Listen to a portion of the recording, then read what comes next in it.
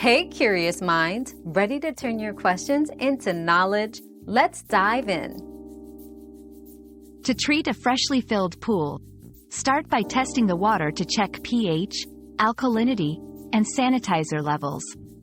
Adjust the pH to between 7.2 and 7.6 using pH increasers or decreasers as needed.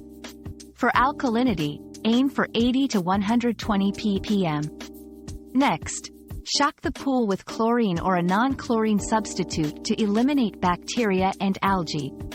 Run the filter system continuously for at least 24 hours to circulate the chemicals and clear the water. Finally, retest the water after 24 hours and adjust chemicals as necessary to maintain balance. Another mystery solved, but many more await. Keep up with our daily discoveries by subscribing and turning on notifications.